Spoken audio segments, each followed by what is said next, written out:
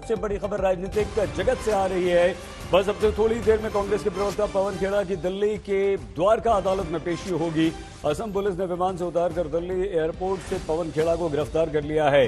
पवन खेड़ा के विरुद्ध असम में एफआईआर दर्ज है। पुलिस रिमांड पर असम ले जाने की तैयारी कर रही है। अपने प्रवक्ता की गिरफ्तारी पर कांग्रेस आग बबूला हो चुकी है। कांग्रेस अध्यक्ष मल्लिकार्जुन खड़गे ने इसे हिटलरशाही तानाशाही बता दिया तो उधर गिरफ्तारी का मामला सुप्रीम कोर्ट तक पहुंच गया है। अभिषेक मनु सिंघवी ने सुप्रीम कोर्ट में अर्जी दाखिल कर दी और थोड़ी ही देर में सुप्रीम कोर्ट में सुनवाई भी शुरू होनी है। आइए सीधे सुप्रीम कोर्ट आपको लिए चलते हैं। संजय शर्मा हमारे संवाददाता हैं, द्वारका कोर्ट पहुंच रहे हैं। रास्ते में हमारे संवाददाता हिमांशु मिश्रा हमारे साथ हैं जो बस अब से कुछ ही देर में जाएंगे। हिमांशु, अपनी शक्ल दिखा दीजिए प्लीज।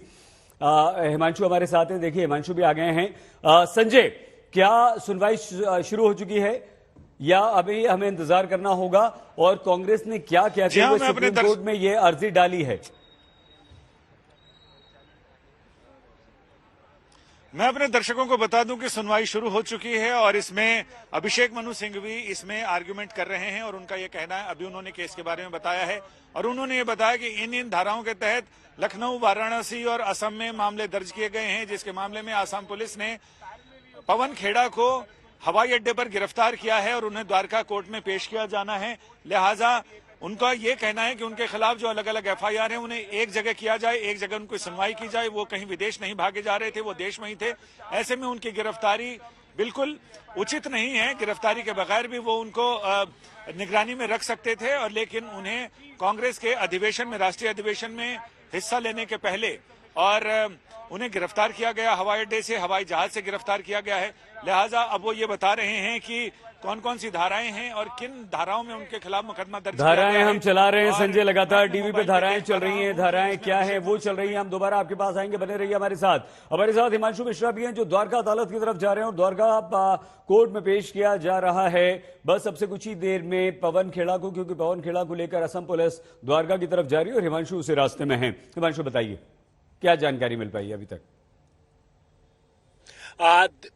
देखिए, गिरफ्तार करने के बाद जो पूरी प्रक्रिया है, जो लीगल प्रक्रिया है, वो अपनाई जा रही है। सुबह 11 बजे की जब इनकी फ्लाइट थी, अगर हम पूरे दिन की घटनाक्रम की बात करें अगर सही, तो सुबह 11 बजे की फ्लाइट थी। लेकिन उसके पहले ही दिल्ली पुलिस को असम पुलिस की तरफ से एक रिक्वेस्ट आई थी, जिसके बाद दिल्ली पुलिस ने उन्हें रोका। उसके बाद असम पुलिस आती है। तकरीबन 1:30 बजे के आसपास एयरपोर्ट से बाहर पवन खेड़ा को लाया जाता है। साथ में और भी जो कांग्रेस के नेता थे, सुरजेवाला, वो तमाम लोग थे। उसके बाद पवन खेड़ा को पुलिस अपनी गाड़ी में बिठा करके थाना लेके जाती है। तकरीबन 5 मिनट की दूरी पे ही वो थाना था, तो वहां पहुंचती है।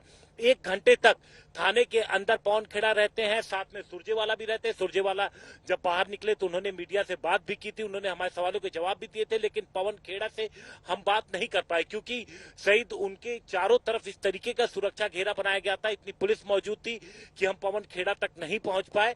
और उसके बाद उनको गाड़ी में लेकर के पुलिस की टीम निकल गई। और जो द्वारका कोर्ट है, जो ज्यूरिडिक्शन की अगर हम बात करें, हर थाने का जो ज्यूरिडिक्शन होता है, तो वो जो ज्यूरिडिक्शन है, बताया गया कि वो द्वारका कोर्ट है और द्वारका कोर्ट में पेश किया जाएगा। और अच्छा हिमांशु ये बताइए, क्योंकि सुप्रीम कोर्ट में भी कांग्रेस चले गई है हिमांशु, और द्वारका कोर्ट में असम पुलिस पेश कर रही है, तो क्या सिर्फ रिमांड लेना ही अभी उद्देश्य होगा असम पुलिस का या कुछ और भी?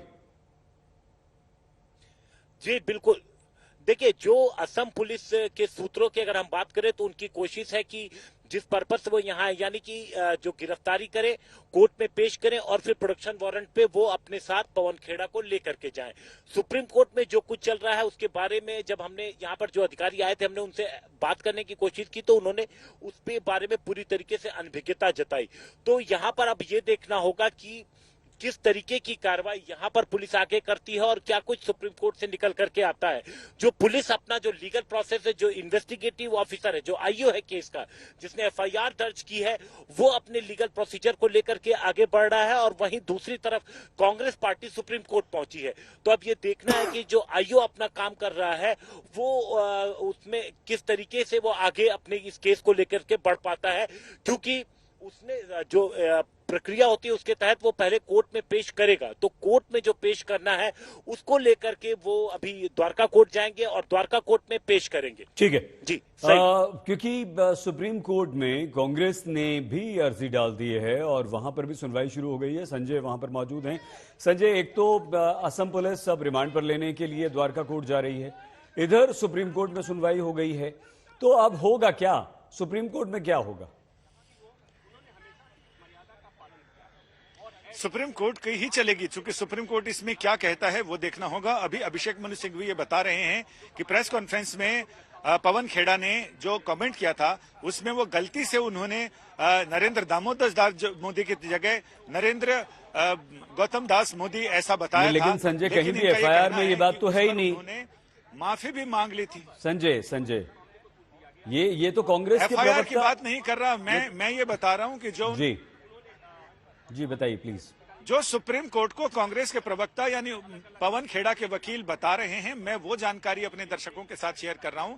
एफआईआर का मुझे पता नहीं कि एफआईआर में क्या है। 3 जगह एफआईआर दर्ज है, लखनऊ, वाराणसी और असम में। यहां जो दलील दी जा रही है उनका ये कहना है कि टीवी की क्लिप्स अदालत देख सकती है जिसमें पवन खेड़ा ने प्रेस कॉन्फ्रेंस के दौरान नरेंद्र दामोदर दास मोदी की जगह नरेंद्र गौतम दास मोदी कहा और उसके बाद उन्होंने तुरंत माफी भी मांग ली थी। संजय, हम आपसे यही समझना चाह रहे हैं, उस गलती को जस्टिफाई कर रहे हैं। संजय, हम बिल्कुल समझना चाह रहे हैं आपसे, यही समझना चाह रहे हैं आप, बिल्कुल ठीक कह रहे हैं संजय। लेकिन इस समय जो असम पुलिस ने एफआईआर दर्ज की है, जो धाराएं हैं 153B1 देशी एकता को चोट पहुंचाना, 500 मानहानि करना, इसके अलावा 504 अपमानित करना, इसके अलावा और धाराएं संजय लगातार हम अपने आज तक के टीवी स्क्रीन पर चला रहे हैं। 505(1) फर्जी खबर फैलाना और है संजय, एक सेकंड रुकिए, वो भी हम बता देते हैं, लगातार स्क्रीन पर आ रही है। 505(2) समुदायों में दुश्मनी पैदा करना। यदि धाराएं ये सब हैं, आपराधिक साजिश 120B भी है। अगर इस तरह की धाराएं हैं तो कांग्रेस अगर सुप्रीम कोर्ट में कोई दूसरा ही मुद्दा लेकर जा रही है तो ये जो द्वारका अदालत में पेश किया जा रहा है जमानत के लिए, रिमांड के लिए, उस पर कैसे असर पड़ेगा, ये समझाइए प्लीज। मेरा ये कहना है कि कांग्रेस दूसरा मुद्दा लेकर नहीं जा रही है। कांग्रेस ये कह रही है कोई मानहानि नहीं है, क्योंकि जो ये कहा जा रहा है, एफआईआर में कहा गया कि उन्होंने गलत नाम लेकर प्रधानमंत्री की मानहानि की है। इनका ये कहना है कि उन्होंने माफी मांग ली थी उसी समय। और अगर लोग इस गलती को जस्टिफाई कर रहे हैं, इट्स डिफरेंट इशू, ये अलग मुद्दा है।